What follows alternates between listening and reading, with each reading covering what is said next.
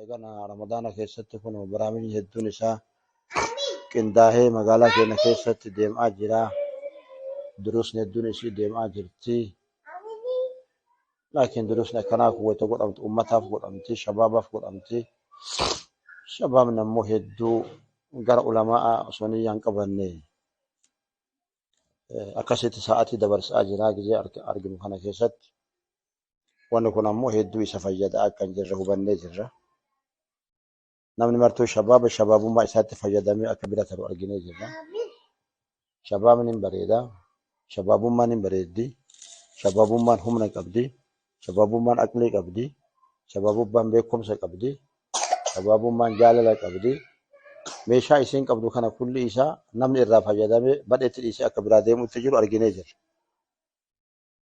Namni meeshaa kana itti taphatee yookaan itti qanani'ee badheetti dhiisee biraan deemne ulamaa abicha.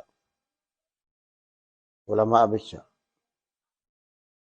Nama ilmi qabu bicha, nama diinaa qabu bicha. Warri diinaa qabu nama taphatee shabaabummaa namaa itti tamattu ta'ee achi oofee as oofee gaafa kaanii lafa buusee biraan deema.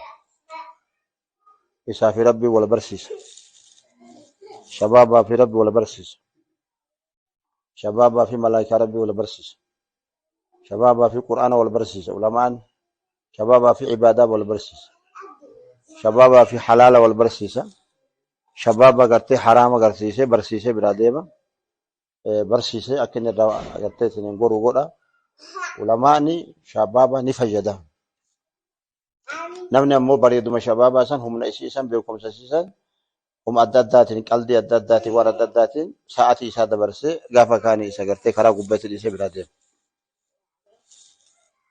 Kana hubatuu hin dandeenye shabaabni illee hubatuu hin dandeenye biyyi illee kana waan ta'eef namni bakkitee ilmi itti illee mataan qabatu bakkitee ulamaa ittis mataan qabatu kana argaa jirra biyya mara keessatti kan as bichaa miti. Kana waan ta'eef haalli keessan jijjiiramuu qabaa ka jedhu amanna nuti. Shabaabni haala ofii jijjiiruu qabaa. Akka isiniin jedhe kana dubbii kana rakaa san go'ina dubbii nama isin jedha. Kulli namaa qabbama fedhe ka waan fedheef deemu. Ka waan fedhe dhaabba fedheef waan fedheef haa deemu. Shabaaba yeroo isaa san itti fayyadamee lafatti gatee biraa deemu. Namni shabaaba waa barsiisee akka inni fayyadu godhu akka ka lafatti isa gatee biraan deemu ka rabbiif isa wal barsiisu ka rabbiif diina isaaf diina wal barsiisu ka isaaf gartee ammootinu halaala wal barsiisu ka isaaf haraam wal barsiisee irraa gorsiisu ulamaa amalee abadan hin jiru. Abadan kun qaraanee bichaa fi biti kana irra keessa teennee umrii rabbi nu kaayee arginee jira. Namni nama lafatti gatee biraan deemne ka gartee humna namaallee beeku ka gartee ammoo gahee namaallee beeku ka nama maraayyuu gartee isin haqa isaa kennuufii danda'u ka bakki inni barbaade isa ga'uu danda'u ulamaa amalee hin jiru. Hin jiru. Namni martuu haqa ati sitti fayyadamee gaafa ati ofii jibbaatte quba sitti qabee si biraa ta'u. Gaafa ati jibbaatte gaafa oofee mana rabbi hin barbaanneen si gahe si duuba dhaabatee quba si qaba. Gaafa si oofee laga ati hin dhaabbanne ati hin barbaanneen achitti si gahe achi dhaabatee laakuun laga san jira jedhee si hamatu bicha wanni si godhu tokko illee hin jiru. Kanaaf shabaabni gara diinaa shabaabni gara ulamaa ti mataa haa qabatu. Ulamaa keessaafuu hatta sahaabaa keessaa rasuulli Muhammad alayhi salaatu wassalaam sahaabaa isaatu way tawassafu sadarkaa tokkoon hin geenye ummata keessatti hawaasummaa keessatti sadarkaa tokkoon hin geenye. Ummata kiyya keessaa ka irra gartee ummata kiyya rahmata qabu sahaabaa kiyya keessaa Abi Bakri jedhe gartee. Abi Bakri adda baasee jecha. Sahaabaan gurguddaan martuu ima jiranu namni ummata kiyya rahmata qabu ka akka Abbaa Bakri hin jiru. Ulamaan illee sadarkaa shanii jira mataa isaatiif. Namni ummata kiyya keessa halaalaa fi haraama ambatti muka qajeelaan beeku Mu'aaz jedhe rasuulli alayhi salaatu wassalaam. Sahaabaan marti jirtu. Namni caadilummaan ummata kiyya horatu kanama addaan hin baafne lagaa fi baddaan.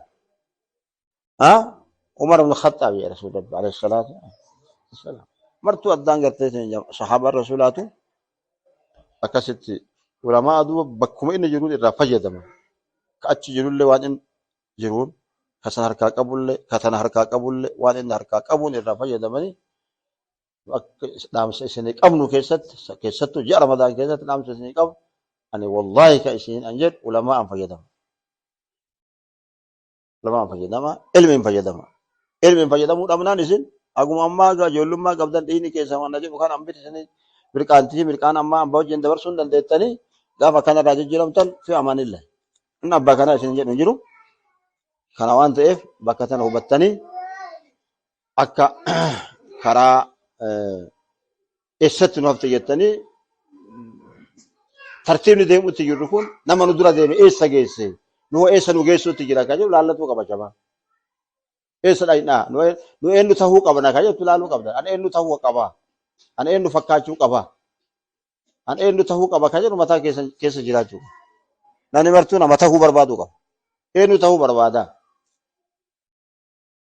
Daanyaa biyya bulchu ta'a karaa qaba. Karaan itti na jira. Itti achi gahuu danda'a. Laaluu qabda. Karaan itti na fida. Karaa itti nama fidu yoo si fiduu baate karaa kaan kan nama biraa ka achi dhaquu danda'u karaa san aalima ta'uu danda'a. Yoo ofii dadhabde gartee nama achi dhaquu danda'u. An eenyu ta'uu danda'a. Aabida bareedaa tokko ta'uu danda'a. Nama tokko gartanii uummata islaamaati. Uummata ofiitiin nashaata godhee bu'aa tokko karaa ta'eenuu jechuudha. Daa'immaaf kaan bichaanii miti. Karaa ta'eenuu buusuuf danda'uu fi ta'u qabaan karaan kiyyoo garan. Eegana Ramadaana keessatti.